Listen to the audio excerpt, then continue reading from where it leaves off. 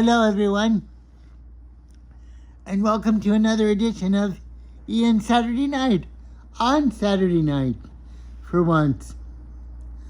Well, it comes to my attention that I start every episode with random thoughts, so this will be no different. I wonder what my last breath is going to be. Not that I'm planning to leave anytime soon, but I just wonder about it. I think death is the great mystery of life. Such as it is, such as it probably will always be, because it's analogous to our wondering about outer space. We don't really know the dimensions of outer space, at least as far as my knowledge. And the same is true about our understanding of death. Where do we go? How do our senses react? Is it just like a dead battery that goes out? Or is there some continuation of spiritual life? This is a question that I've always pondered. And when my dad was alive, he was very scared, but his tumor took over his brain and he was relieved of the burden. So maybe life has a way, your body has a way of having a circuit breaker, and when that circuit breaker is popped or pressed, you don't have to worry about it anymore. Because my dad was very, very, very, very, very scared of death all the time. And I think when that tumor happened to him, he had a carcinoid tumor. When that happened to him, a circuit breaker went off, and his body kicked in and said, "You're not going to be scared of this situation." And the pressure was off. Often I feel throughout my existence, in my days in and days out, that I carry a lot around me, and I wish this wasn't so in many ways. But I'm put on this planet to live out some kind of experience, perhaps in a spiritual level, perhaps in a metaphysical level, perhaps on a very physical level, just for the experience, to take with me wherever I'm going in the farthest reaches of space, known as the afterlife. If the afterlife is actually some sort of spiritual carnival, or if it's a black space, like a dead battery, perhaps, it's not really important, because something of you will always carry on, no matter where you're supposed to go. Through the people who love you, through the people who share space with you. So these are all the things that I think about. I'm also nervous because I have to paint tomorrow, and I have space restrictions and time restrictions. I have to paint a bougainvillea for my painting class. So spiritually and psychologically, I really hope it goes well, but I don't know. And that is also like facing death, facing the blank page before, or the blank canvas before imagery is put upon it by paint or pencil or words or whatever you have.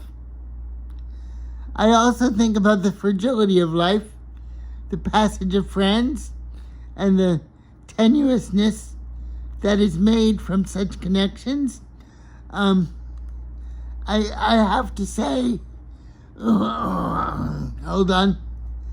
I have to say, excuse me for that gurgling noise. You know, it's post-nasal drip. Happens sometimes. But we're all mortal, so I digress. But I was going to say, I have to say, I try to maintain permanent friendships, but they often fall by the wayside. This is not due to any shortcoming on my part. It's just the natural thread of the natural thread of time. People fall in and out of your life often, and that's just the way it goes. I live on an island. I live on an island about 120 some miles to the mainland. So it's often hard to form friendships on a small island because it's very transient here. The people are very friendly. Everyone's very friendly here, but it's a resort town, so friendships by nature are very fragile and precarious things. That's what I have to say about tourists go in and out, and they partake in the carnival of what Key West is, and then they go on their way to the mainland. And that's just how it is. The locals here are very friendly, but they're very friendly, and they're also rather conservative. Usually the most unconservative people here are the people in the arts community and the tourists, because they let loose. So that's the way I feel about the psychological demographics in Key West, and it's only my opinion. In general, Key Westers are very tolerant of other people, the local conchs, but they also have a conservative bent because they've had most conchs in Key Westers that I know. They've had they've had their fill enough of tourism and having fun, and they pursue a rather modest pedestrian existence. They're content to focus on their families and just enjoy their families in their own way without having high volume revelry or what have you. So that's just my take of being here since I was I got here when I was 8 years old. So that's just my opinion. And then, yes, I know my hair is crazy this evening, but I often think that I have a lot of electricity around me, and that's just how it goes.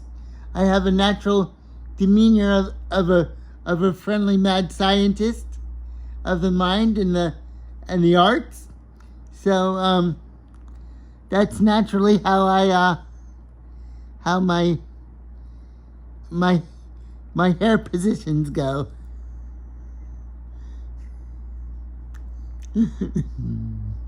I don't know how that I don't know how that shapes up in being cool and calm and collected, but I have my own vocabulary of rhythm.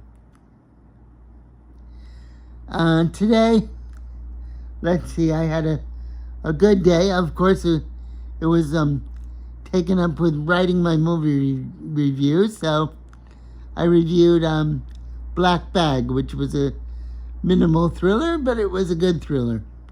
Cate Blanchett and Michael Fassbender. So I went to the restaurant. I had a fish taco and French fries. It was very good. I went to get my Cafe Con Leche, which is my iced coffee, and everything went off without a hitch. The only thing that's weighing on my mind is this painting, and I'm very concerned with it, but I'm sure by morning light I'll wake up and start painting, and it'll be okay. I have to do 3 paintings, which is a daunting task, but I've been under the wire before. I've got my master's in art, so I'm sure my calmness will come to, my tranquility will come to the fore, and I will be okay. It is rather nerve-wracking though, so wish me luck. And I'm thankful to all my subscribers, and I'm restless and a little nervous, and I feel like I've had 10 cups of coffee, but I'll be okay. Thank you to all my subscribers, and I'll see you next week. This is Ian Saturday Night, and I look forward to next entry. Bye, everybody.